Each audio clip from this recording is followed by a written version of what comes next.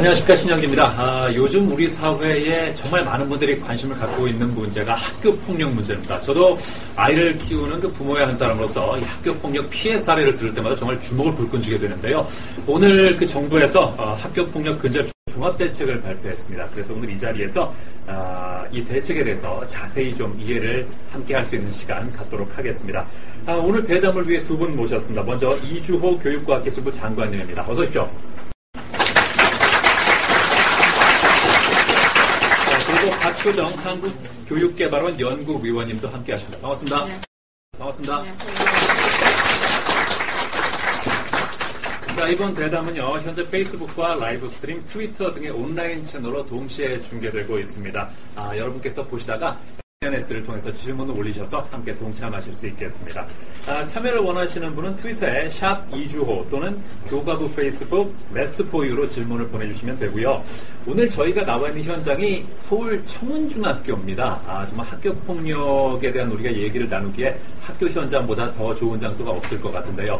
이 자리에도 많은 학생과 학부모님들 또 교사 여러분들 학교폭력에 관심을 많이 갖고 있는 분들이 자리를 가득 메워주고 계시는데 오늘 나와주신 분들도 보시다가 질문 있으시면 SNS를 통해서 질문하실 수가 있습니다. 저희가 시간이 허락하는 한 최대한 상세하게 답변을 드리도록 하겠습니다. 장관님. 네. 예, 먼저 오늘 학교폭력 관련 대책이 발표됐는데, 네네. 이 담당 부처의 수장으로서 어떤 심정이신지 궁금하네요. 예, 작년 연말에 비극적인 사건들이 있었고요. 네.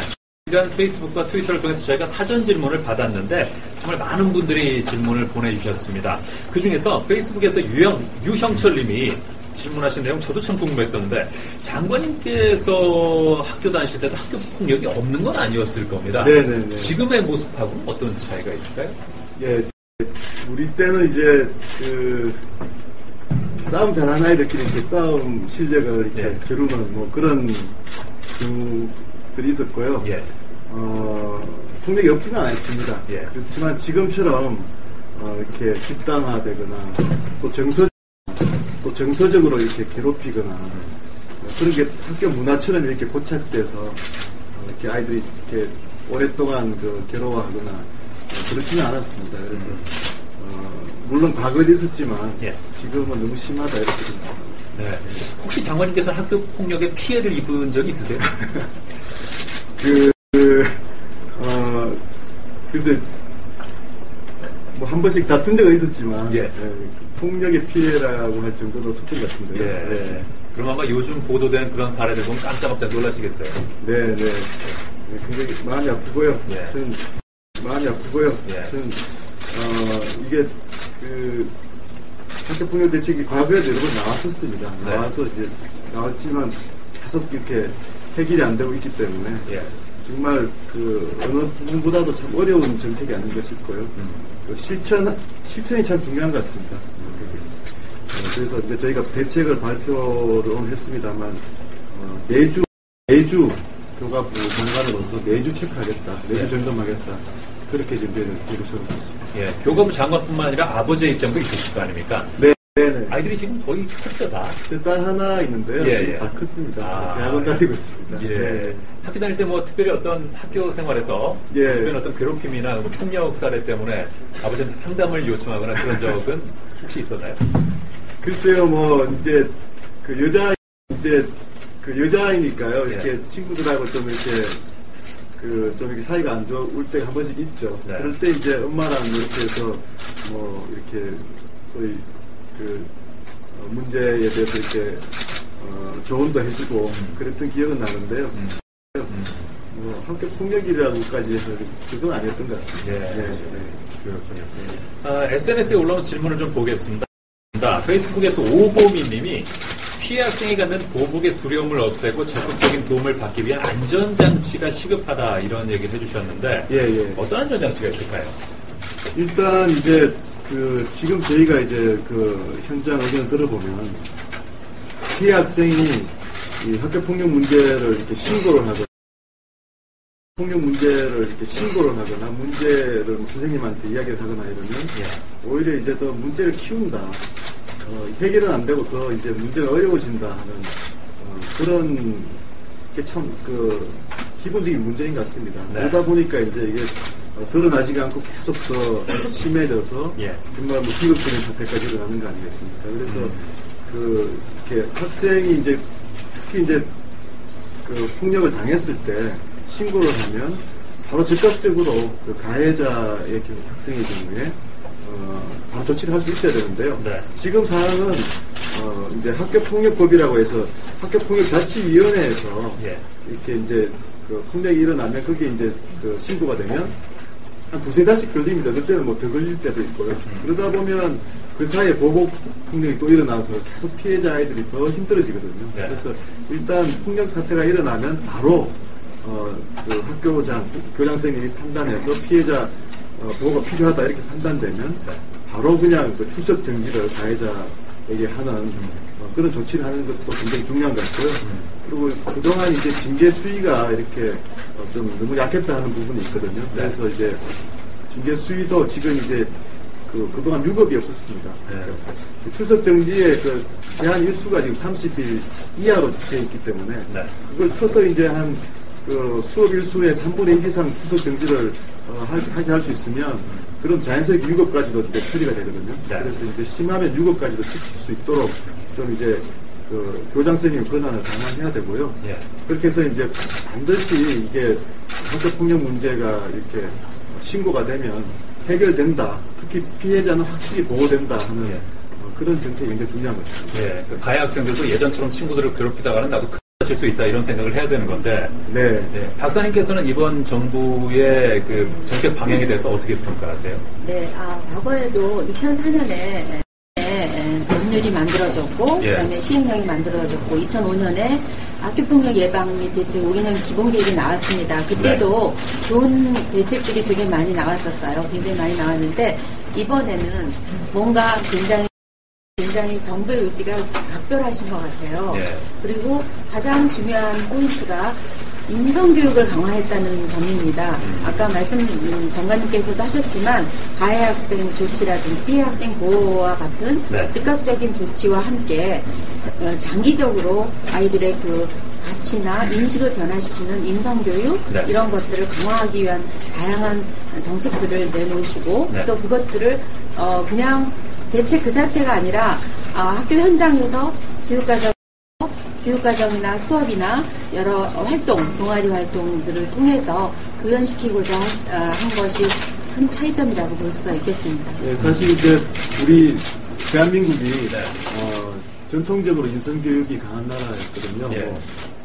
거슬러 올라가면 사실 태계 이항 선생님, 민국 이 선생님부터 시작해서 그렇게 전통이 있는 나라인데요.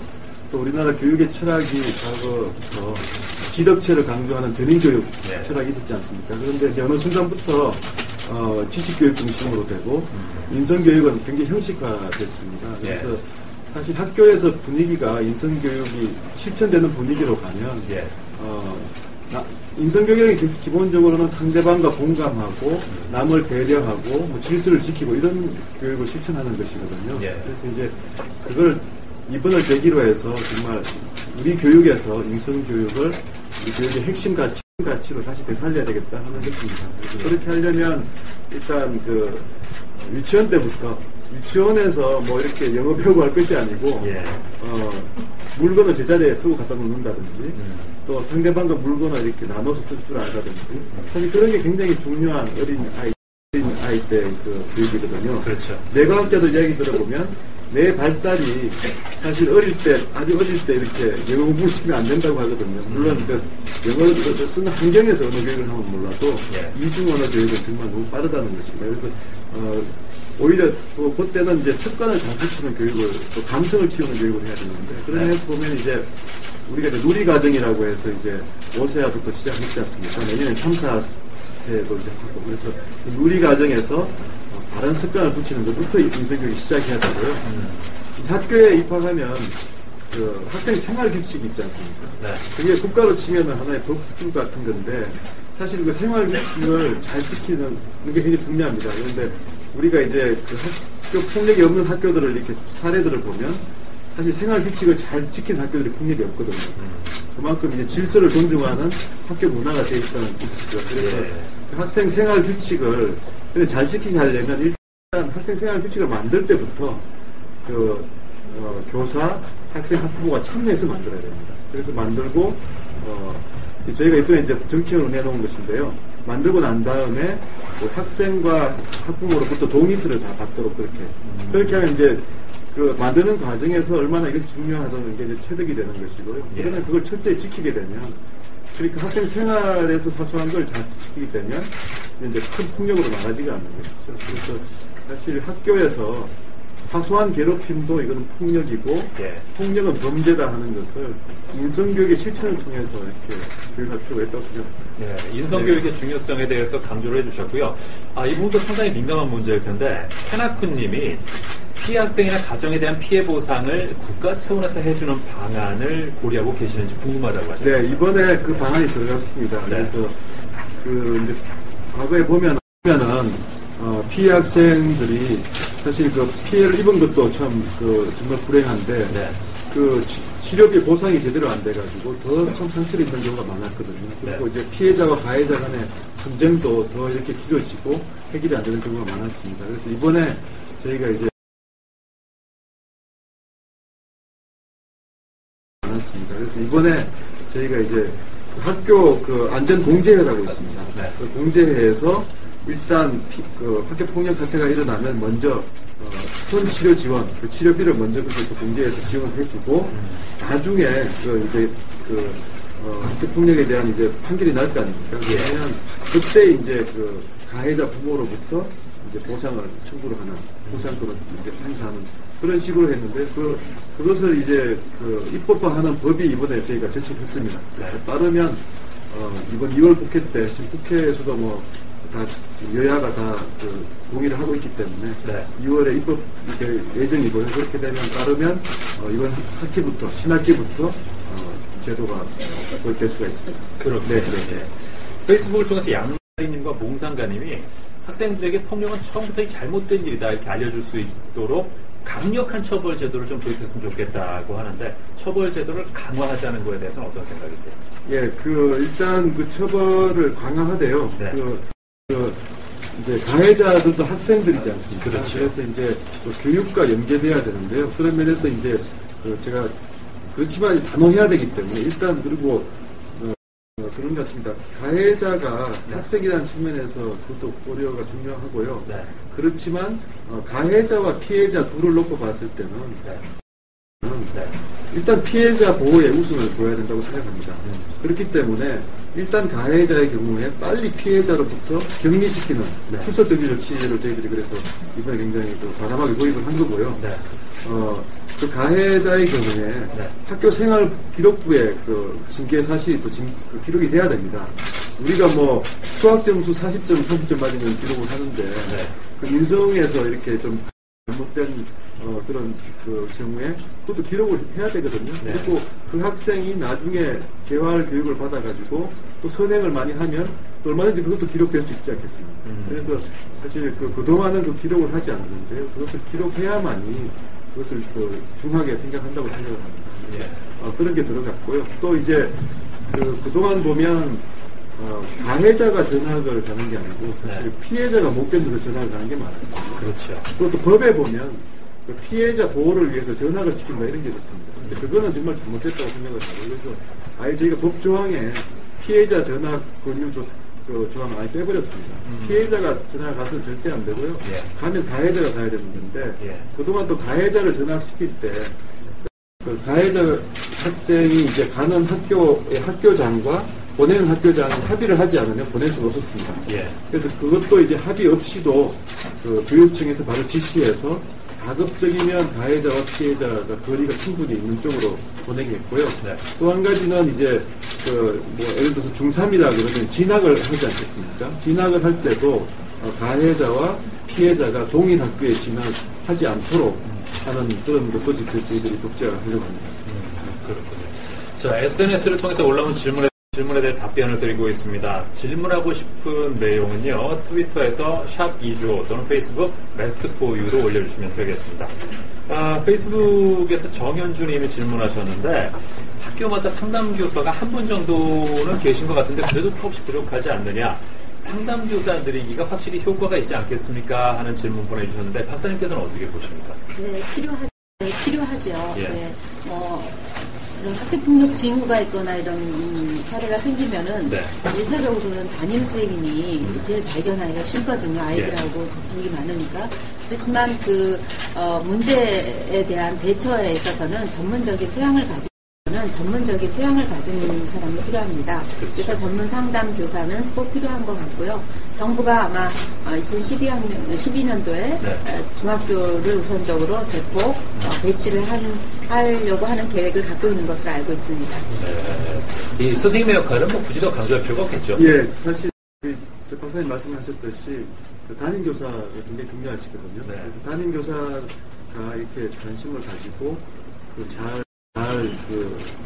하면 폭력 문제가 잘 해결되는 경우가 많이 있는데 잘 못하시면 그게 굉장히 비극적인 경우까지 이렇게 악화되는 경우도 많습니다. 그래서 담임들이 그만큼 이제 좀 노력을 하셔야 되는데 그래서 저희가 복수 담임들이 이번에 도입을 합니다. 그래서 한 분이 하는데 너무 힘이 부족하시기 때문에 두 분이 들어가서 그러니까 이제 정담임, 부담임 이렇게 해서 역할 부담을 하시는 거죠. 그래서 이제 과거에도 이제 그런 학교들이 많이 있는데요.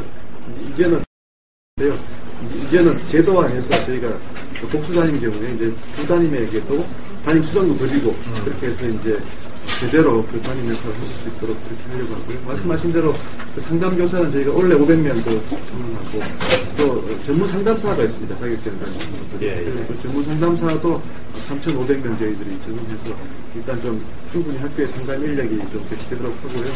또 학부모님들이 상담 역할을 하는 경우도 상당히 효과가 좋습니다.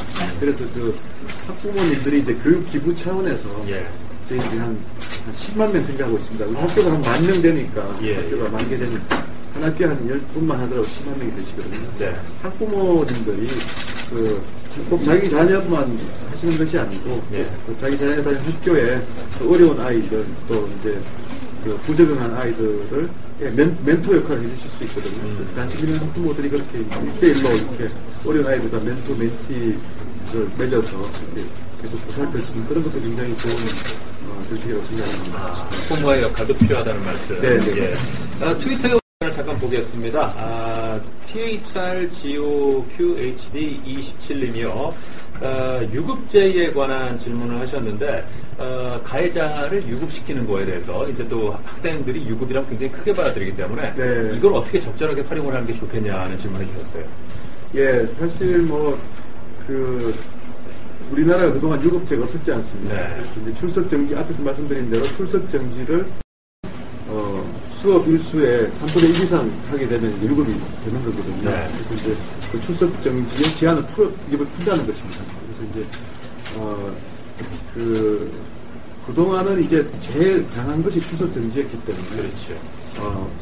어떤 면에서는 폭력해도 그렇게 처벌받지 않는다 하는 또 그런, 문화가 있었거든요. 그런 인식이 많았기 때문에 이제 심해지면 우리 동료 학생들하고 같이 진학을 하지 못한다. 이렇게 한 학년 다시 유급해야 된다 하는 것이 학생들에게 징계 차원에서 효과가 있을 거라고 생각하고요. 그렇지만 이제 유급의 부작용도 걱정하시는 것들이 있을 수 있다고 생각합니다. 예. 그런 부분들은 좀 현장하고 잘 의견 수렴을 해서 유급 제도가 좀 잘 정착되도록 하겠습니다. 그 유급 이런 일이 실제로 벌어졌을 때 역시 현장의 학교의 대처가 가장 중요할 텐데 페이스북에서 김상호님이 학생들이 이렇게 제대로 호소를 하지 못하는 게 학교나 선생님에 대한 불신도 있기 때문이 아니냐. 그래서 학교 폭력을 은폐하려고 하거나 제대로 대처하지 못하는 경우에 학교나 선생님에 대해서는 어떤 대책이 있겠느냐 하는 질문을 하셨어요. 예, 저희가 이번에 일단 교장 선생님이나 선생님한테 학교 폭력을 대체할 수 있는 그런 역할을 권한드렸습니다. 해소 등기를 즉시 바로 할 수 있게 한다든지 생활기록부에 기재하게 한다든지 이런 것들은 이제 힘을 실어드린 거고요.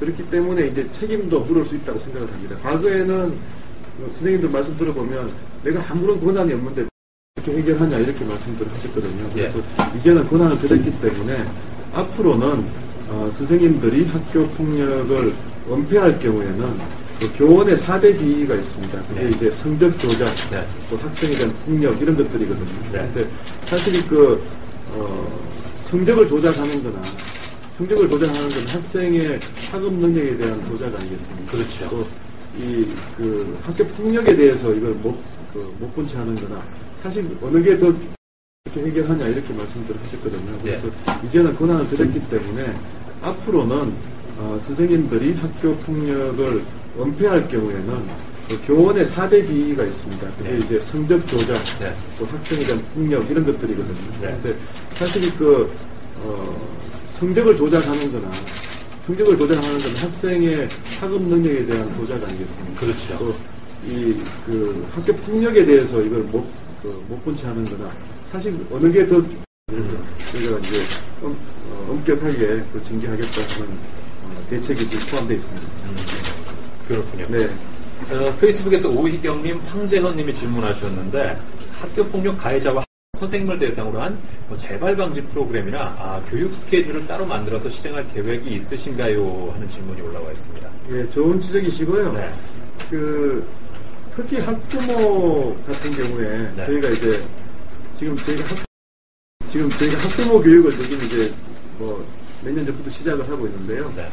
소위 이제 학부모님들 사이에서 선수라 그러시더라고요. 그러니까 학교에 평소에 자주 가는 이제 선수 학부모님들만 가셔서 학부모 교육을 받으시니까 실질적으로 한 10% 가량의 학부모님들만 교육을 받으시는 것 같아요. 그런데 그래서 저희가 이제 찾아가는 학부모들 시작해서 아예 직장에서 교육과기술부가 직원들 연수할 때 한번 학부모 교육을 해봤습니다. 왜냐하면 직원들이 다 사실 학부모들이지 않습니까? 아빠들도 그렇고 또 맞벌이 하는 이제 주부도 이제 일하시는 분들도 그렇고 여성 직원들도 그렇고 그래서 이제 실제로 해봤더니 너무 좋아하시는 거예요. 그러니까 이제 우리 학생들이 최근에 학생들 쓰는 언어조차도 이해가 잘 안 될 정도로 이렇게 학생 문화와 어른들의 문화가 많이 이제 괴리가 많지 않습니까? 그런 거에 대해서 설명을 해주신다든지 또 학교 폭력의 심각성에 대해서 설명을 해주시면 굉장히 놀라시는 분들이 많았습니다. 그래서 학부모 교육을 앞으로 학부모가 한 1,000만 명 정도 됩니다. 그러니까 이제 과거처럼 이렇게 이제 그냥 학교에 자주 가시는 학부모뿐만 아니고 학교에서도 이제 학부모 대상 교육을 할 때는 반드시 일과구이하죠.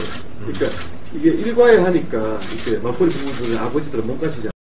그러니까 이제 저녁 7시에 한다든지 아니면 주말에 한다든지 해서 아빠 엄마가 같이 이렇게 갈 수 있도록 해서 1년에 한 학기에 한 번씩 2번 이상은 학교 설명회도 반드시 개최하고 학부모 교육도 학교에서 하도록 하고요. 아까 말씀드린 학교에도 못 가시는 분들은 직장에서 학부모 교육을 받으실 수 있도록 찾아가는 학부모들이 있다고 해서 학부모들을 대상으로 한 교육은 이번에 좀 획기적으로 많이 강화를 하려고 하고요.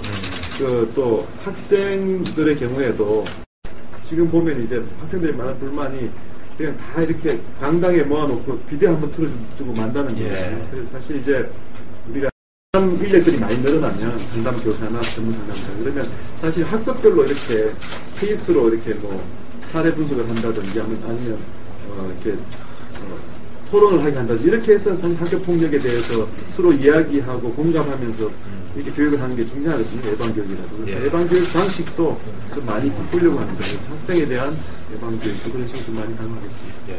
그래서 피해자 부모면 몰라도 가해자 부모일 경우에 우리 아이가 다른 친구를 괴롭혔을 리 없다. 그래서 학교 좀 오십사고 해도 오지 않을 수도 있는 거고요.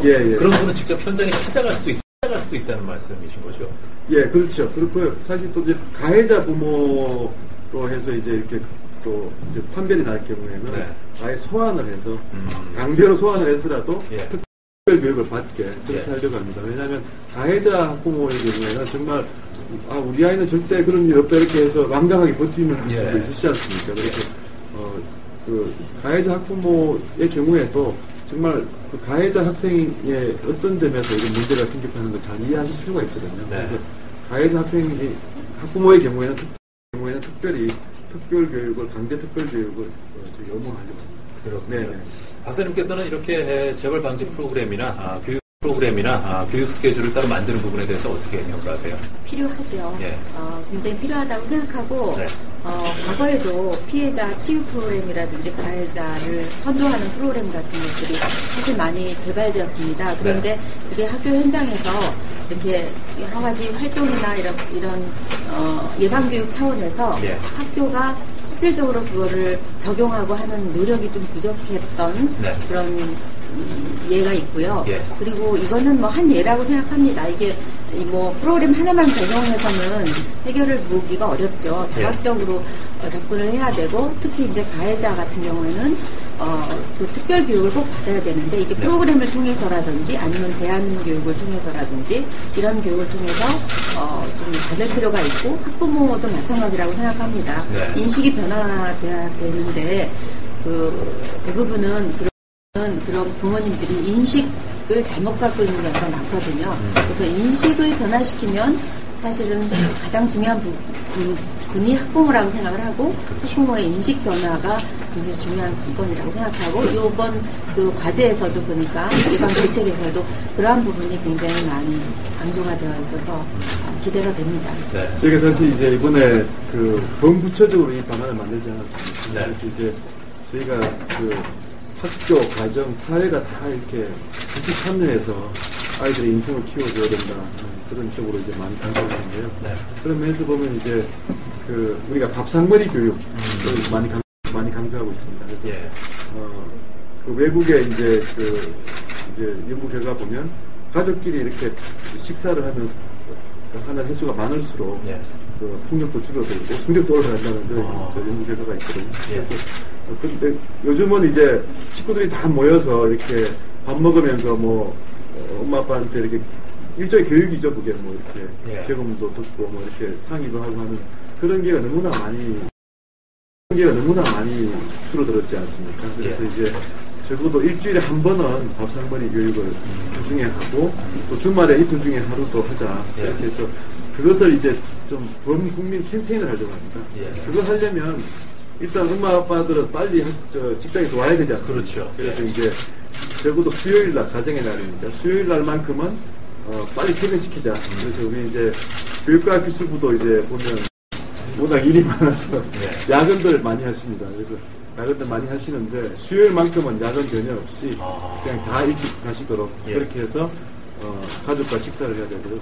또 이야기를 들어보면 부모님들 일찍 오시는데 아이들이 학원 간다고 같이 저녁을 못하는 경우도 있다고 하더라고요. 그래서 그런 경우에도 좀 학원협회랑 이렇게 상의해서 가급적이면 좀 수요일 날은 좀 그런 게 없도록 하자든지 그렇게 좀 아마 그 범사회적으로 이렇게 노력을 해야 될 부분이 굉장히 많은 것 같습니다. 그래서 좀 일본이 한 현이 그런 식으로 해서 폭력 문제를 많이 해소했다는 얘기를 저희 들었거든요. 그래서 그런 쪽도 저희가 이번에 많이 강화하려고 합니다. 네. 저희 가정의 역할이 중요하죠. 예, 제일 근본적으로는 중요해요. 밑에 직원들 빨리 퇴근시키기 위해서는 장관님부터 빨리 퇴근하셔야겠습니다. 그렇게 하겠습니다. 네. 박사님, 사실 밥상머리 교육도 좋은데 어떤 집은 밥 먹으면서도 대화를 많이 하는 집이 있고 또 어떤 집은 밥을 먹으면서 말 한마디 안 하는 집도 있거든요. 근데 그럴 때 부모가 아이한테 혹시 우리 아이가 학교 폭력과 어떤 관계가 있지 않나 이런 생각이 들 때 뭐 대놓고 너 혹시 학교에서 맞고 다니는 이런 식으로 질문하기도 그렇고 그렇죠. 어떤 식으로 질문을 이끌어가는 게 좋겠습니까? 일단 밥상머리 교육을 통해 하자고 하는 이유는 대화를 하자는 얘기잖아요.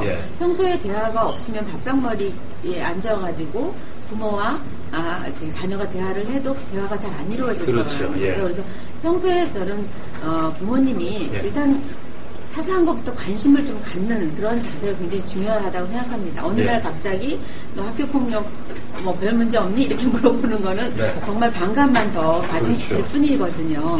평소에 사소한 거지만 대화를 먼저 이렇게 자주 하고 그래서 좀 의사소통이 좀 되는 것이 그 학교 폭력 문제에 대한 것도 얘기가 좀 심도 있게 될 수 있을 것 같습니다. 그리고 쉽게 그 징후 같은 것도 파악할 수가 있죠. 예를 들면 용돈도 많이 타간다든지 예를 들면 없던 물건도 있다든지 뭐 갖고 있다든지 아니면 좀 옷이 더럽혀져 있다.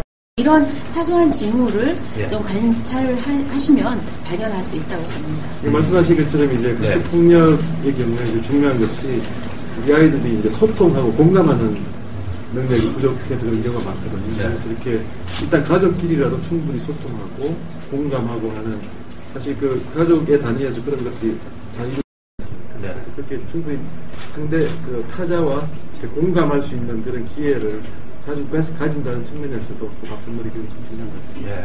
갑자기 우리 아이가 잘 입고 다니던 멀쩡한 점퍼를 어느 날부터 어디 갔는지 모르겠다, 잃어버렸다 그런다든지, 아니면 사주지도 않았는데 어디서 입고 왔다든지, 이럴 때는 좀 관심을 가지고 부모가 지켜봐야겠습니다. 가정에서의 이 학교폭력 대책에 대해서 그 트위터 상으로 많은 질문이 올라왔는데, 요렇게 답변을 드리고요. 그리고 조금 전에 말씀드린 대로 요즘 학생 폭력 조직의 그 특정 브랜드 노스페이스 점퍼 입고 계급 문제도 등장해서 참 이런 일까지 있느냐 하고 많은 어른들이 놀라셨는데, 일진 문제가 이제 지역의 폭력 조직과도 연결이 돼 있다, 이제 이런 얘기가 있거든요. 이런 부분에 대해서는 참 어떤 대책을 갖고 계실까요? 저희가 일진은 참 어려운 문제인 것 같습니다. 그래서 그 전문가들에 의하면 이게 참 포착이 어렵다. 그러니까 그 사회의 폭력 조직하고 좀 다른 면이 많이 있거든요. 그래서 어떤 전문가들은 대부분의 학교가 다 있다는 전문가도 있고, 30% 정도 있다는 전문가도 있고, 아니면 10% 이내라 전문가도 있고 그렇습니다. 그래서 사실 또 일진의 경우에 얼마나 폭력적인가 이런 것들도 연구자들마다 틀립니다. 그래서 저희가 이제 일진 경고제라고 해서 일단 좀 폭력적인 일진들을 포착할 수 있는 그런 징후를 우리가 일단 지표로서 이렇게 해서 이제 지표를 통해서 이제 분석을 해서 이 학교는 일진이 존재할 징후가 굉장히 높다 하면 그 학교 적으로 좀 저희가 조사도 하고 또 전 학생을 대상으로 해서 교육도 시키고 또 이제 고위험군 아이들에 대해서 상담도 하고 해서 일단 좀 그 일진 징후가 높은 학교들부터 지금 집중해서 좀 일진 문제를 뿌리를 뽑는 그런 식으로 전략적으로 대응해 나가야 될 것 같습니다. 트위터상에서 또 이 서울시 학생 인권 조례에 관한 내용도 있는데요. 학교 폭력에 어떤 영향을 미치겠습니까? 이 장관님의 생각이 궁금하다고요. 사실 이제 우리 지금 이 안에 들어 있고 제가 말씀을 드렸지만 학생 생활 규칙을 이제 잘 지키는 게 굉장히 중요하거든요. 그런데 이제 인권 조례에 대한 질문은 이제 학생의 두발이나 복장에 관해서 어떻게 이제 규칙을 할 거냐 하는 거지 않습니까? 그런데 이제 교가부의 일관된 입장은 두발이나 복장에 대한 것들은 학교 단위로 학교에서 교사, 학생, 학부모가 충분히 협의해서 정할 문제다. 그런 것입니다. 그래서 거기에 따라서 이제 규칙을 정하면 그 규칙을 이제 지켜야 되는 거 아니겠습니까? 그런 식으로 해서 이제 복장이나 두발에 대해서도 사실 의외로 이게 의견들이 이렇게 우리가 흔히 생각하면 학생들은 다 자유를 원할 것 같지만 또 그렇지 않은 학생들도 있고요. 학부모도 또 헷갈리고 그렇습니다. 그렇기 때문에 이런 것들을 잘 협의를 해서 그 학교 공동체에서 적절한 규범을 만들어낼 수가 있습니다. 그래서 이 학교 문화가 잘 돼 있고 학교 폭력이 없는 학교들을 보면 그런 이제 학생들이 관심을 가지는 중요한 생활 규범에 대해서 스스로 결정하게 스스로 의견 수렴을 해서 교사와 학부모와 학생이 같이 정하고 그걸 따르는 그런 학교들입니다. 그래서 그런 식으로 접근을 하는 것이 원칙에 맞다고 생각합니다. 자, 점점 많은 질문들이 올라오고 있습니다. 이 자리에서 장관님께서 다 답변을 해드렸으면 좋겠지만 시간 관계상 그러지 못한다면 차후에 SNS를 통해서 답변을 해드릴 계획이니까요. 여러분 많은 관심 부탁드리겠습니다. 트위터에서 샵 이주호로 질문을 보내주시면 되겠습니다. 요즘 그리고 참 우리가 언급을 안 할 수 없는 게 이 게임입니다. 인터넷을 통해서 참 게임을 즐기는 학생들이 많이 있는데 이 게임을 긍정적인 이런 측면으로 활용하는 친구들도 물론 있겠지만 좀 지나쳐서 문제가 되는 경우도 있겠거든요. 이런 유해물에서 청소년을 보호하는 방향, 요거 학교 폭력 예방과도 직접 관계가 있을 것 같습니다. 어떤 대책이 있을까요? 사실 그 게임은 저희가 이제 통계를 보니까 그 한국의 학생들 하루에 게임 시간이 이제 46분입니다. 핀란드는 10분밖에 안 되거든요. 평균이 46분이라는 거는 굉장히 많은 시간을 게임을 하고 있다고 생각을 합니다. 네. 특히 이제 과몰입 학생이나 중독 학생의 경우에는 밤새도록 게임하고 학교 와서는 자고 이런 경우도 많이 있고요. 그래서 게임 문제도 상당히 도를 넘었다고 생각을 하고요. 예.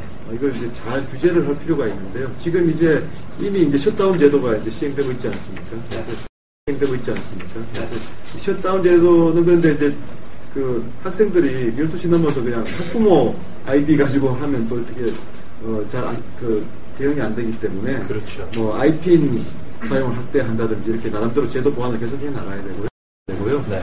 일단 그 게임 시간이 너무 많은 것이 문제이기 때문에 한 2시간 하면 10분은 자동적으로 꺼지는 소위 쿨링 오프 제도라고 합니다. 예. 그런 제도도 저희가 도입을 추진하고 있고요. 또 이제 학생들의 경우에 이제 게임물에 그 등급을 매기게 되는데요. 등급 심의가 좀 너무 이렇게 강하지 못하다는 지적이 많습니다. 그래서 교과부와 여성가족부가 분기별로 이렇게 좀 조사를 해서 등급에 대해서 우리가 기준을 강화할 수 있도록 그렇게 심의에 반영시키도록 그렇게 하려고 합니다. 그래서 이 게임 문제는 최근에 이제 많은 걱정들이 있고 하기 때문에 정말 교육적으로 접근을 해야 될 부분이 있고요. 네. 그렇다고 해서 또 게임 산업이 무조건 나쁘다 하는 건 아니지 않겠습니까? 그렇죠. 예. 그래서 이제 적절히 학생들이 게임을 즐기되 과몰입이나 중독에 빠지지 않도록 합리적으로 규제하는 방식을 잘 도입을 해야지 지금이 바로 그럴 때라고 생각하고 있습니다. 예. 네. 박사님께서는 그 청소년들을 둘러싼 이른바 유해 환경하고 네. 학교 폭력과의 관계에 대해서 어떻게 분석하세요? 네, 유해 환경의 영향이 크다고 봅니다. 네. 아이들이 지금 사춘기 그 시기의 아이들은 예. 외부의 그런 여러 가지 노출된 문화에 굉장히 쉽게 받아들이기 쉬운 그런 특성을 갖고 있습니다. 그리고 이제 아이들 중에 공부 잘하는 아이들도 있지만 공부가 떨어지거나 이런 아이들은 뭔가 자기 만족을 좀 빼하려고 하고 그 시기 아이들이 자기 과시 이런 욕구가 있어요. 그러니까 뭔가 눈에 띄는 그런 행동을 하려고 합니다. 그러다 보면 그 바깥에 있는 유해 환경이 굉장히 자극제로 작용을 하는 거죠. 그래서 학교 폭력이 학교 내에서 학생, 교사, 학부모가 열심히 활동을 하고 하더라도 주변에 유해 환경이 있다면 그거는 아무래도 그 효과가 떨어지지 않겠습니까? 그래서 지금 정부가 각 부처들과 공동으로 다 이렇게 협조하는 연계 체제를 구축하고 있다고 하는데 그런 차원에서 볼 때 그 유해 환경 시설 같은 게 학교 주변에 있는 것들을 좀 이렇게 차단시킬 수 있는 그런 노력도 다른 관련 부처에서 좀 하는 게 중요하다 이런 생각을 합니다. 네. 이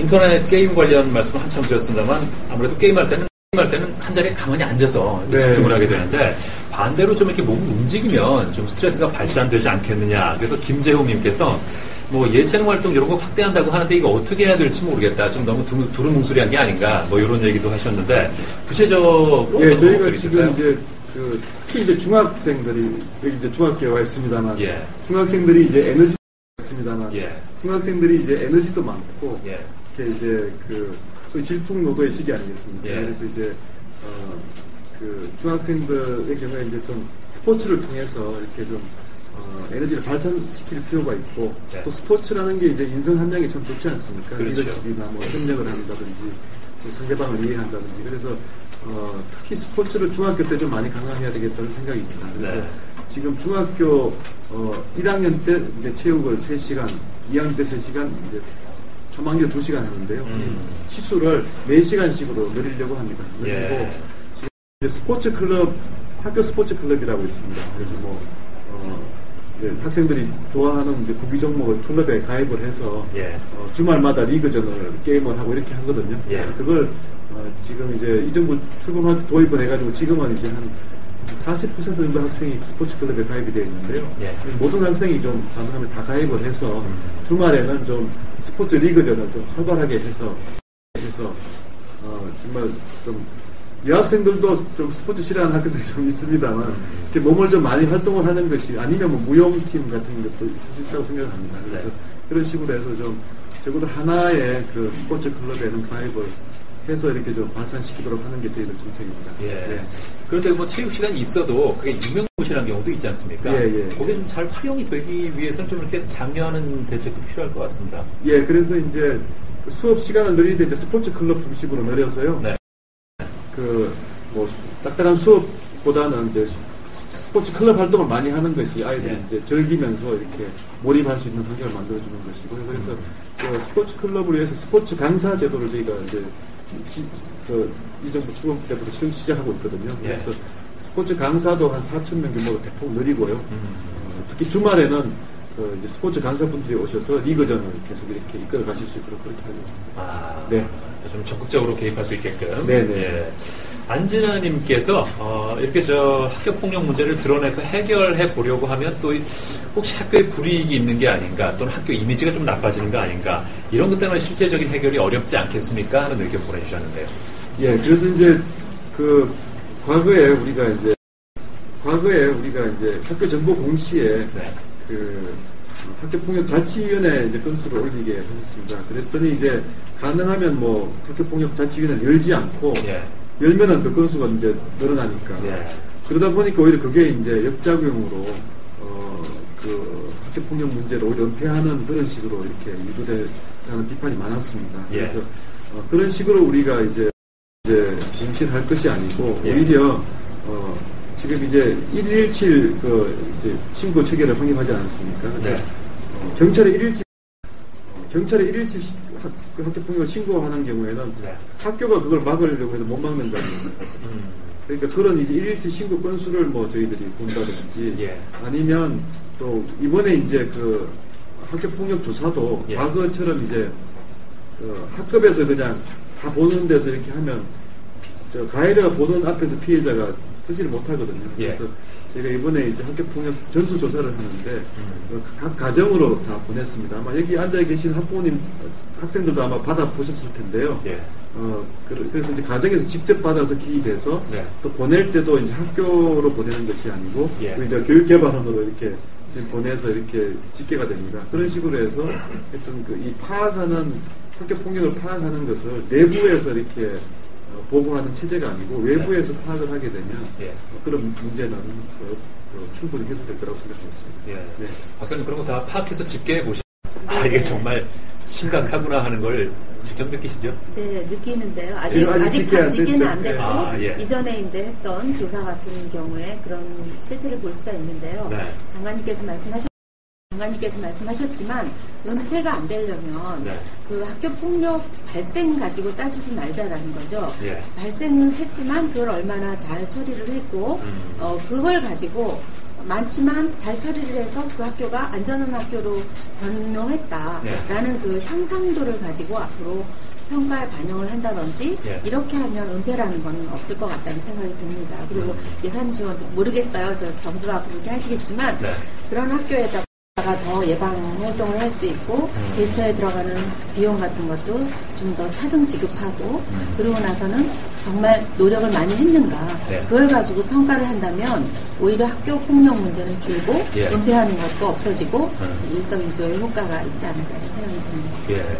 요즘 SNS 시대가 되니까 말씀하시는 내용에 대한 반응이 바로바로 나옵니다. 트위터에서 워커2012S님께서 부담임 제도가 예전에 없었던 게 아니다. 이전에도 있었는데 문제는 제도의 부족이 아니라 일부 교육 관계자의 인식 부족과 사회적으로 이게 인식이 잘 안 돼 있어서 이 문제가 생기는 거다. 이런 말씀해 주셨는데 어떻게 보십니까? 예, 지금 부담임제를 하고 있는 학교들이 많이 있고요. 예. 그렇지만 이제 저희가 이제 부담임에 대한 담임 수당을 드리려고 합니다. 네. 그래서 이제 정말 부담임이 그냥 이렇게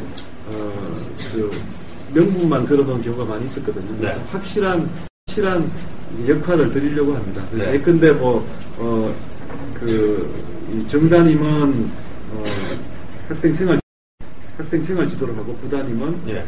행정 업무를 담당한다든지 예. 아니면 부담임은 정말 좀 꼭 지도가 많이 필요한 한 2-3명을 집중 담당하고 나머지는 정담임 한다든지 네. 학교에 따라서 교장 선생님들이 판단하실 수 있다고 생각하고요. 그래서 좀 이게 과거에도 있었지만 제대로 좀 제도화가 안 된 부분이 있기 때문에 예. 그걸 좀 제도를 확실하겠다는 그런 뜻입니다. 예. 네. 그렇군요. 역할 분담도 좀 더 수리하고 어떤 대가도 지급하고. 대가도 지급하고. 그렇군요. 예. 방청객으로는 저 명주 529님이 트위터로 보내주셨는데 가해 학생이나 피해 학생들에게 장관님 입장에서 직접 저 앞에 있다고 생각을 한다면 네. 어떤 말씀을 해주고 싶으신가요? 하는 질문이 올라와 있네요.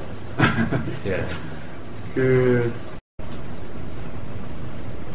글쎄요, 저희가 이제 많은 경우를 이렇게 저도 들어보니까요. 네. 학생 때 굉장히 이제 꿈을 키우고 정말, 행복해야 될 때거든요. 그런데 의외로 그렇지 못해서 이런 이제 불행한 사태들이 이제 일어나는 것 같습니다. 그래서, 자기 자신에 대한 믿음을 가지고,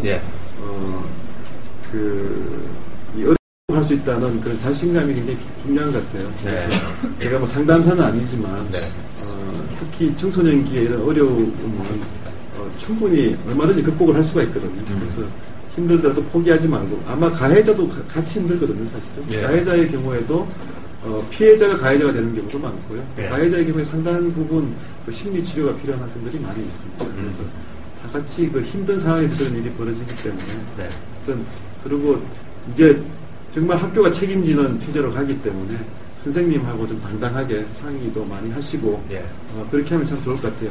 혼자만 이거를 갖고 사귀지 말고 이제는 좀 내놓고 하고요. 저희가 또 이제 또래 상담이나 또래 중재 제도도 많이 하려고 합니다. 그래서 학급의 친한 친구들이 좀 이렇게 중재 역할도 하고 상담 역할도 하도록 좀 많이 하려고 하거든요. 그래서 그런 문제들을 이렇게 같이 좀 나눌 수 있는 그런 문화도 많이 하려고 하니까요. 그동안은 어떻게 보면 좀 소위 말하는 시스템의 피해자들이라고 생각하거든요. 가해자들, 피해자들, 가해자들, 피해자들. 그래서 그런 면에서 정말 저희가 면목이 없고요. 그러면 기성세대들이 많이 잘못해서 잘 제대로 대응 못해서 어린 학생들이 피해를 많이 입는 거라고 생각을 하고요. 저희들이 교과부가 앞장서서 최대한 문제를 해결하도록 노력하겠습니다. 우리를 믿어주시고요. 그 다독이는 말씀해 주셨는데 가해 학생들한테는 좀 솔직히 좀 대놓고 좀 야단치시고 이제 그런 심정이 아니세요? 근데 가해자들을 만나보면요. 또 가해자들 또 참딱한 사정들이 많아요, 사실은. 학생들이기 때문에. 그래서 앞에서 제가 말씀드렸지만 그동안 가해자와 피해자를 놓고 오히려 가해자에게 이렇게 힘이 가는 그건 분명히 잘못됐죠. 그러니까 정말 피해자 보호를 우선으로 해야 되거든요.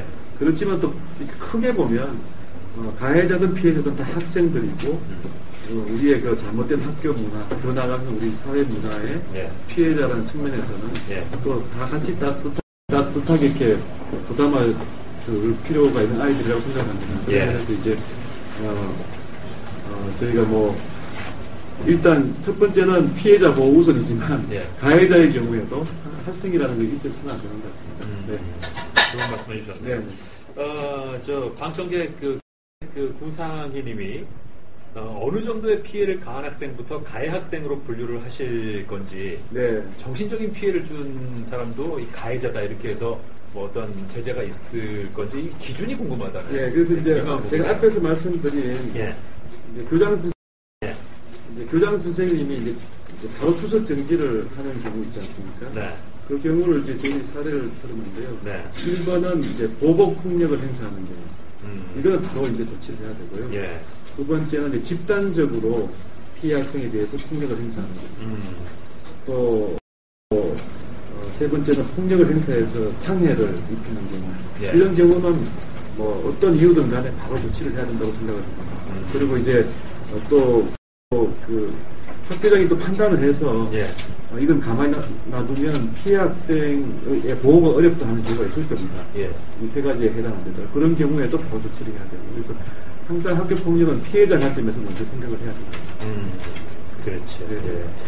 오늘 방청객들의 참여가 대단히 뜨겁습니다. 방청객 신정호님이 가해자 유급 처리 언급하셨는데 동급생에게 폭력을 행사하는 학생이 유급이 됐을 경우에 나이 어린 학생들에게 또다시 폭력을 가할 우려가 크다는 지적을 해주셨어요. 일단 이제 추석 정지가 되면요. 그 학교에 있는 것이 아니라 격리가 되거든요. 그래서 이제 대안학교로 보내질 수도 있고요. 지금 소위 위스쿨이라고 해서 지금 각 시도에서 많이 만들고 있습니다. 그래서 지금 이제 시설이 그동안은 많지가 않아가지고 대기 명단이 길어가지고 예. 실제로 제대로 이제 격리가 안 됐었는데 지금 저희가 2월까지 각 교육청에다가 지금 요구를 하고 있고요. 교육청에서도 그 부분에 예. 대해서는 빨리 협력을 하고 있습니다. 그래서 뭐 폐교를 이용해서 그런 시설을 지금 하는 데도 있고요. 예. 또 학생 수련원 있지 않습니까? 네. 그거를 일단 우선적으로 그 가해자들 격리 조치를 하는 시설로 이제 활용하겠다는 데도 있고요. 그래서 일단 가해자가 이제 경비가 필요하고 수습 정지가 되면 예. 일단 그쪽으로 보내는 것입니다. 그래서 이제 재활 치료를 하게 되고요. 그런데 계속 뭐 보복 폭행은 지금 그야말로 이제 가중처벌을 하려고 하거든요. 보복 폭행을 한다거나 특히 또 뭐 장애 아이들 정말 어려운 아이들이잖아요. 장애 아이들을 폭행하는 경우에는 저희가 굉장히 가중해서 이제 아주 엄하게 처벌합니다. 그럴 경우에는 아마 유급이 될 가능성이 큰데요. 예. 유급이 될 때 그 학교에 유급이 될 경우도 있겠지만 상당 부분은 그런 이제 대안시설이나 위스쿨이나 이런 쪽으로 해서 재활 교육을 더 받게 될 거라고 생각하고 있습니다. 그렇군요. 네. 또 H940716님은요.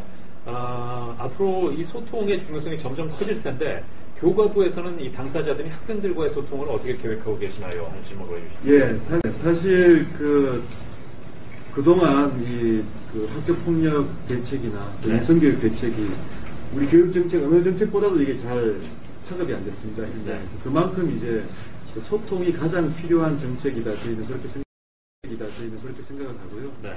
그런 면에서 저희가 그동안 이제 학생 모니터단을 고등학생들은 저희가 뒀었습니다. 뭐 입시 제도라든지 또 고교 다양화 정책을 모니터하면서. 그런데 저희가 아직까지 중학생 모니터단이 없거든요.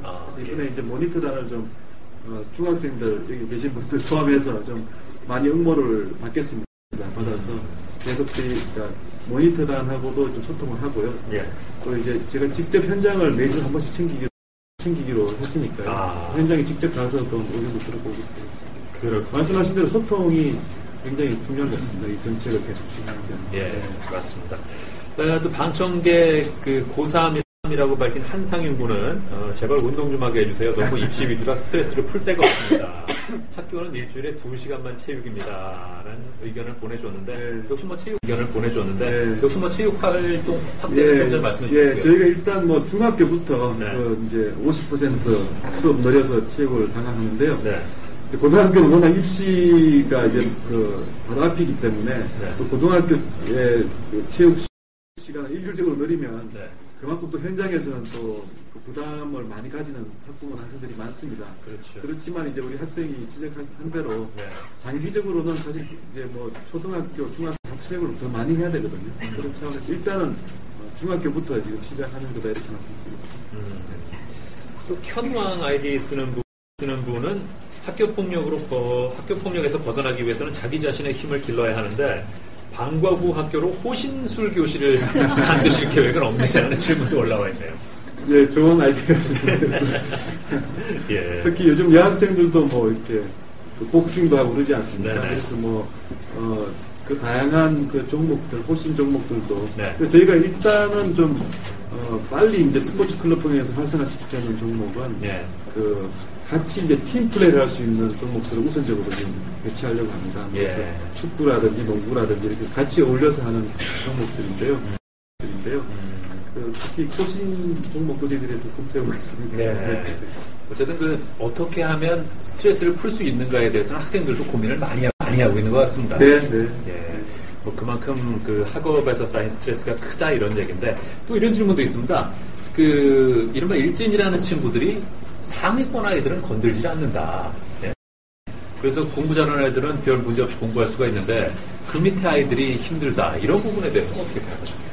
예, 그래서 뭐 소위 이제 집단 괴롭힘을 이렇게 특정한 아이들, 이렇게 이제 특히 이제 어려운 아이들 또 공부 못하는 아이들, 뭐 아마 찌질이라고 한다고 하는데 그런 아이들이 이제 대상이 된다는 얘기를 많이 들었습니다. 그래서 이제 그건 일종의 이제 굉장히 부정적인 학교 문화에서 출발하는 것이기 때문에요. 저희가 이제 그 또래 문화, 그러니까 그 학생들이 자치적으로 규율을 정하고 또 상담도 해주고 또 어떤 경우에 중재 역할까지도 하고 학생 자치법정을 통해서 이제 사소한 문제 같은 건 스스로 해결도 하고 또 뭐 졸업식 같은 경우에 그 학생들이 졸업식 어떻게 할까 해서 이렇게 졸업식을 뭐 색다르게 한번 해본다든지 이런 것들까지 할 수 있도록 그렇게 이제 학교 내에서 자치 기능을 굉장히 많이 강화를 하면서 이렇게 이제 다 협력하고 공감하는 그런 문화를 통해 가지고 이렇게 소위 학교 내에서 계급처럼 있는 그런 것들이 많이 없어진다고 하거든요. 네. 그래서 이제 그런 궁극적으로는 이제 학생들 간의 문화에 주목을 해야 될 것 같고요. 그동안은 참 그런 부분이 많이 약했던 것 같습니다. 그래서 그런 쪽은 저희가 그래서 이제 학생 중재나 학생 상담제도는 지금 한 600개 가량 학교에서만 하고 있는데 지금 당장 좀 올해부터 한 3,300개 학교로 지금 늘리려고 합니다. 2학기 때부터 올 1학기 때 시험 실시해서 그래서 지금 상당히 그게 효과가 좋기 때문에 그래서 이제 또래 상담자가 있고 또래 중재자가 있어가지고 뭐 학교에서 따돌림 당하는 이런 아이들에게 상담도 해주고 문제가 생기면 중재도 해주고 이러면서 이제 많이 문화적으로 학교 문화적으로 해소가 되거든요. 네.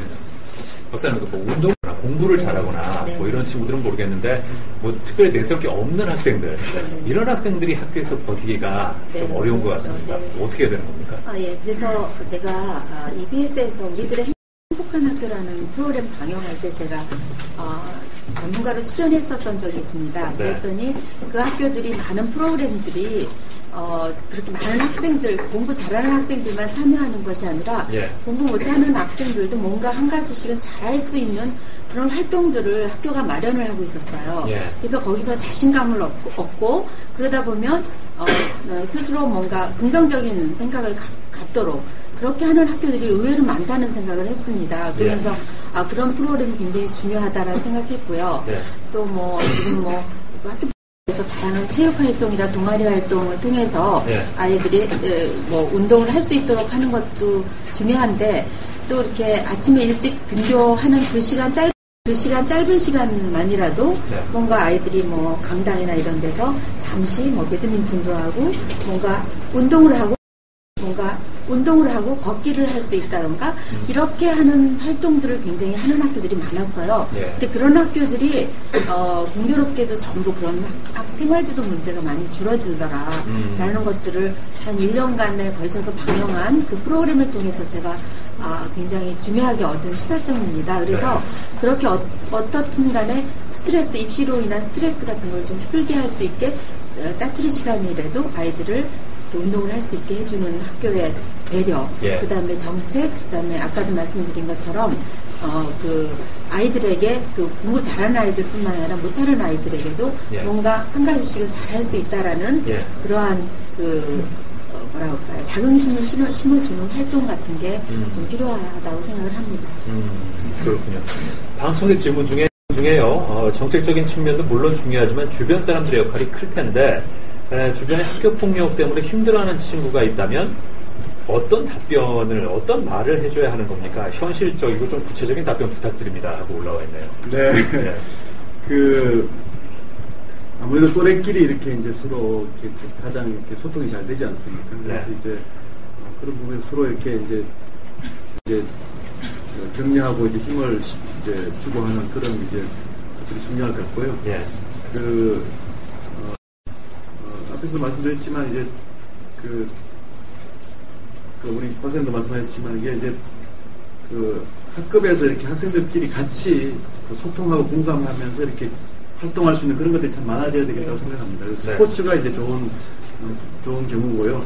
또 스포츠가 아니더라도 또 수업에서도 이제 프로젝트 형식 같은 걸 할 수가 있거든요. 같이 이제 팀을 만들어서 이렇게 수업을 하는, 그래서 이제 같이 발표도 하고 이런 걸 통해 가지고 서로 이렇게 공감하고 함께 하고 이런 거거든요. 그래서 그게 이제 인성교육의 근간이기도 하고요. 그래서 저희가 이제 인성교육이라고 할 때 보통은 흔히들 이제 고리타분한 걸 떠올리시는데요. 그게 아니고 사실은 기업들에게 이렇게 설문을 해봐도 가장 21세기 기업이 필요하다고 생각되는 것이 창의성과 인성입니다. 21세기에 관한 인재의 소양 중에서 소위 핵심 역량이라고 하는데요. 그런 면에서 보면 그런 이제 상대방과 공감하는 인성을 갖춘다는 게 굉장히 중요하거든요. 배려하고 나누고 하는.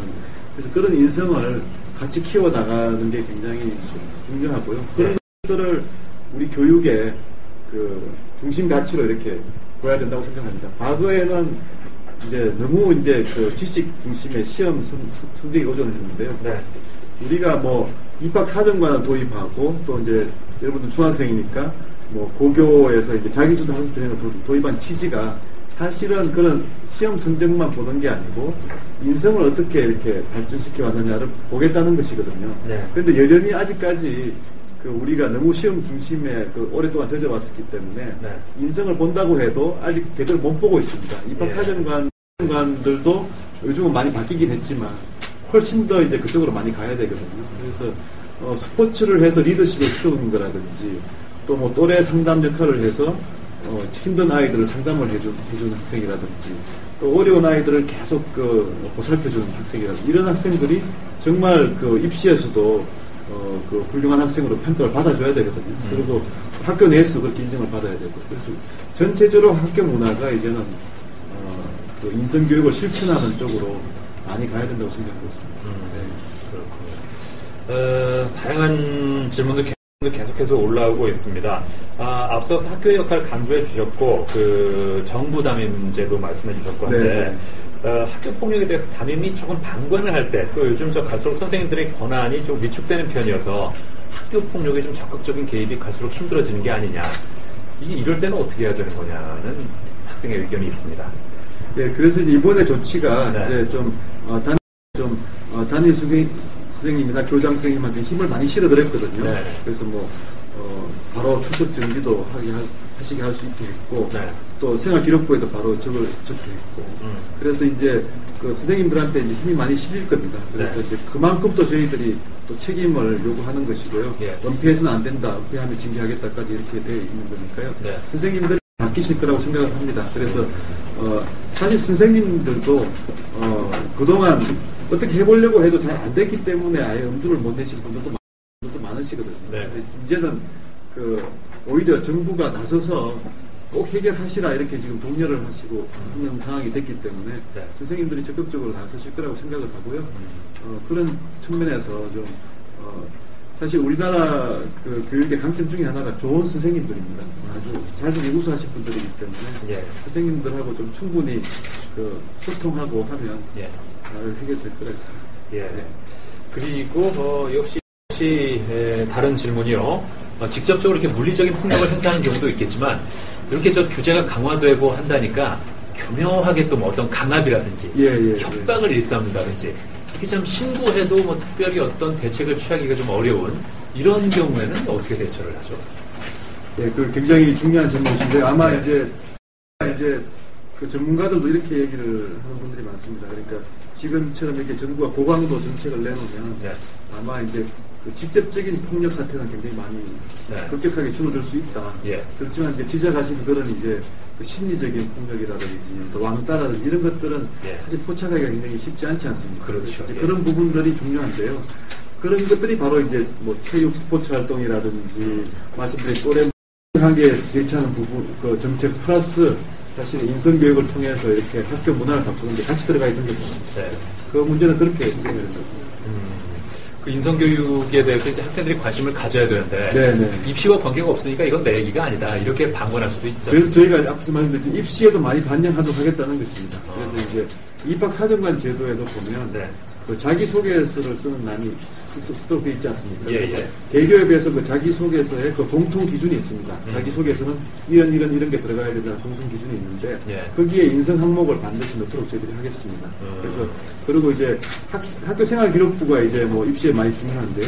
학교생활기록부를 기록할 때도 과거에는 선생님들이 굉장히 이제 이렇게 모호하게 적어졌습니다. 이렇게 누가 봐도 그냥 다 미사역으로 적어졌는데 그렇게 하지 말고 인성과 관련된 사항에 대해서 핵심 인성 요소가 있지 않습니까? 배려라든지 나눔이라든지 그 핵심 인성 요소별로 구체적으로 적게 저희들이 할 계획입니다. 그래서 이 학생은 어떤 경우에 어떤 일을 통해 가지고 배려하는 모습을 보였다든지 구체적으로 이렇게 적게 하려고 합니다. 그래서 그런 것들이 이제 직접적으로 이제 입시에도 반영될 수 있도록 하려고 합니다. 여러분의 워낙 열띤 참여 덕에 지금 예정됐던 1시간을 훌쩍 넘겨서 계속해서 답변을 해드리고 있습니다.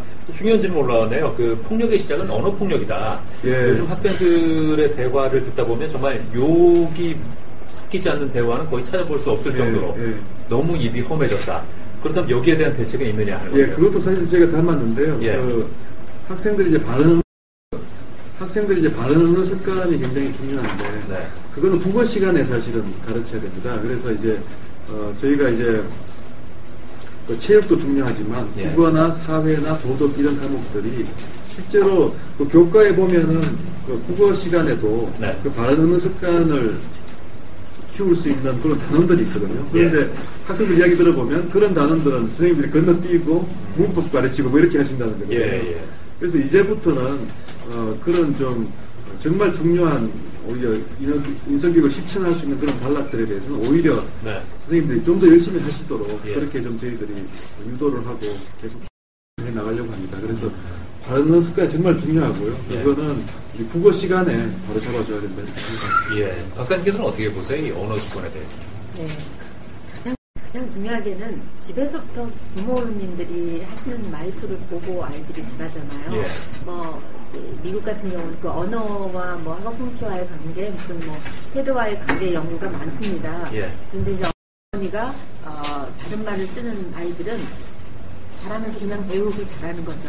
그렇기 때문에 저는 가정에서부터 일단 그 유혹하는 게 정말 나쁜 거다라는 거를 일단 가르치고 다른 말 쓰기부터 가르치는 게 중요하고요. 지금 장관님께서도 말씀하셨지만 수업 시간에 교과를 통해서 정말 그러한 부분들이 가르쳐져야 된다는 생각을 합니다.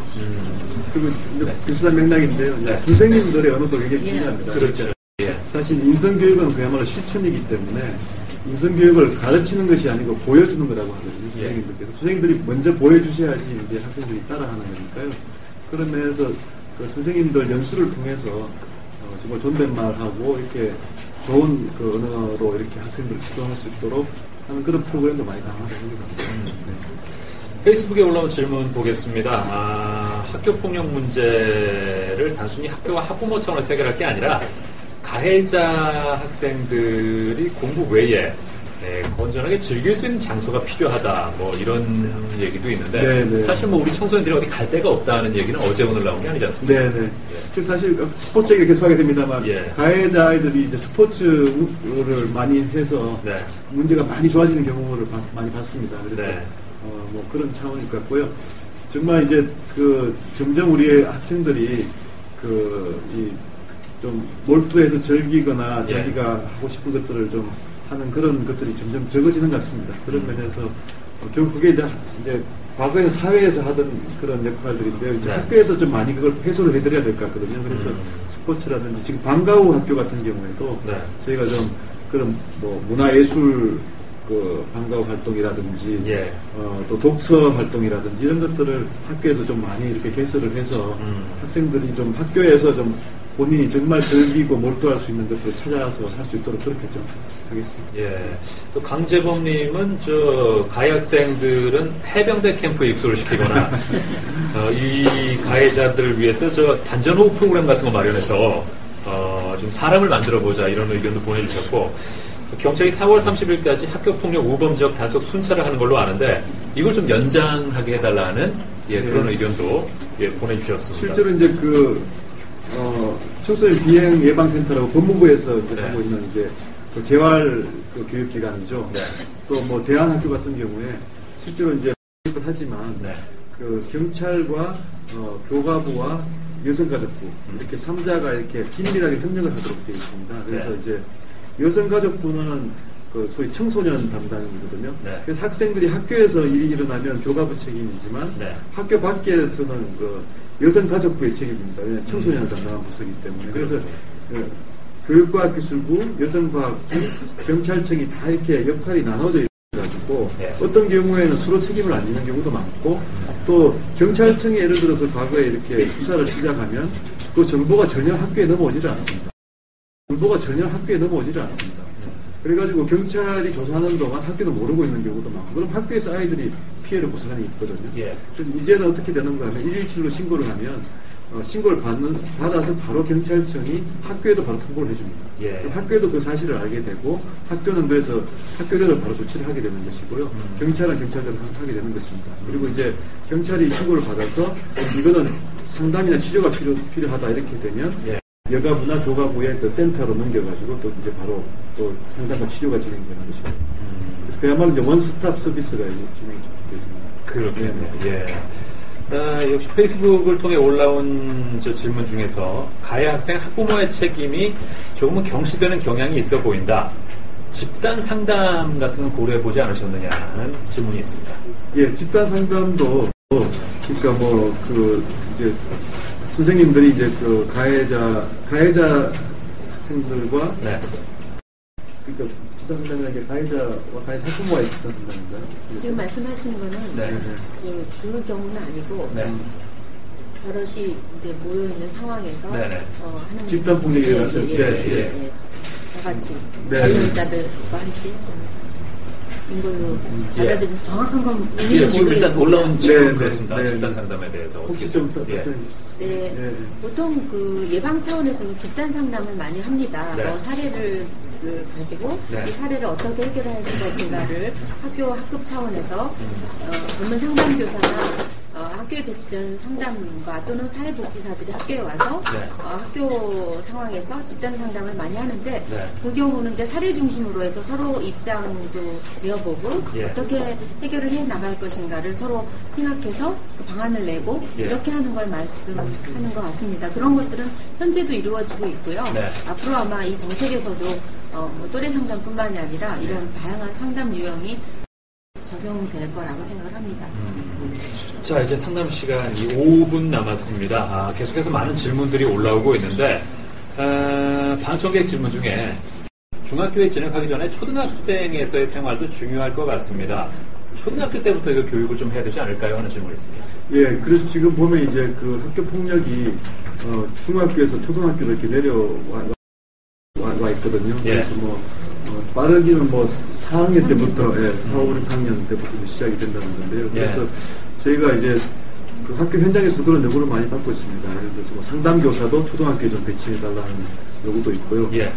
그래서 이제 그런 부분에서 저희가 좀 적극적으로 검토를 하겠습니다. 지금 대책에는 아직 충분히 못 담았는데 네. 초등학교에 관련된 대책도 저희들이 심각성을 지금 많이 듣고 있고요. 네. 그래서 지금 이 대책이 일단 이제 그동안 쭉 저희가 한 달 반 동안 그런 것도 집약해서 이제 정책화한 것이고요. 네.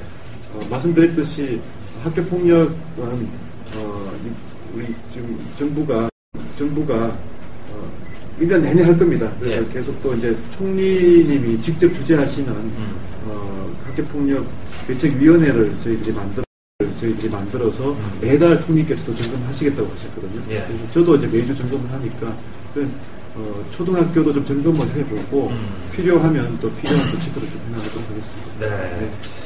페이스북 상으로 또 학교 폭력은 근본적으로 가정 문제다.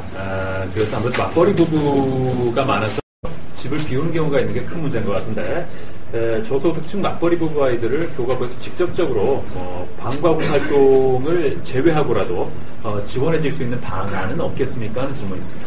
예, 사실 많은 경우에 학교폭력의 가해자가 됐든 피해자가 됐든 네. 저소득층 맞벌이 가정에서 혼자 이제 방치된 학생들이 예. 그 대상이 되는 경우가 많습니다. 그래서 그런 좀 소위 고위험군 학생들이죠. 네. 그런 학생들에 대해서는 학교가 좀 특별히 많이 좀 배려하고 신경을 써야 되는데요. 네. 그런 쪽도 좀 저희들이 여러 가지 좀 대책들을 고민해 보도록 하겠습니다. 네. 알겠습니다. 네. 오늘 긴 시간 학교 폭력 대책에 대한 말씀 나눠봤는데 박사님께서 끝으로 정리를 해주신다면 오늘 어떤 말씀 해주세요? 오늘 굉장히 많은 내용의 네. 오늘 학교 폭력 근절 종합 대책안이 이제 발표가 됐지 않습니까? 네. 그래서 지금 장관님께서 거의 대답을 다 해주신 것 같아요. 네. 근데 문제는 굉장히 좋은 안들이 많이 있습니다. 이게 예. 교과부만 노력해서도 될 일은 아니라고 보고 네. 이게 사실은 가정과 학교에서의 선생님, 학생들이 다 같이 노력을 해야 될 부분이라고 생각을 합니다. 그리고 이 만들어 놓은 대책들이 정말 앞으로 끊임없이 지속적으로 현장에서 작동될 수 있었으면 하는 바람입니다. 그래서 다시는 학교폭력이 다시 심각해졌다라는 소리를 안 들었으면 참 좋겠다는 생각이 드네요. 네. 장모님께서도 마무리 말씀 부탁드리겠습니다. 네, 사회자님께서도 강조하셨지만 학교폭력 대책 대책의 성공은 현장과의 소통에 있다고 생각합니다. 네. 저희가 일단 그 한 달 반 동안 현장 여기는 취합에서 안을 내놨습니다만 네. 계속 소통하면서 매주 점검해서 실행에 옮기고요. 네. 또 보완할 거는 계속 보완해가면서 그 학교폭력이 뿌리가 뽑힐 때까지 네. 최대한 노력하겠습니다. 네, 정말 기대해 보겠습니다. 예. 자, 오늘 많은 학생들과 학부모님, 선생님들께서 이 자리에 함께해 주셨고요. 또 SNS를 통해서 질문 보내주신 분들이 많이 계십니다. 다시 한번 감사의 말씀드리고 오늘 말씀 나눠주신 이주호 장관님과 박효정 박사님께 감사의 말씀드립니다. 고맙습니다. 감사합니다. 네.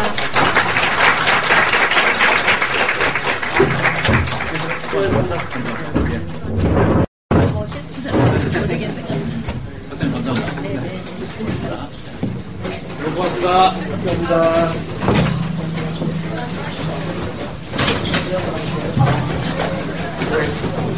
네, 감사합니다. 예.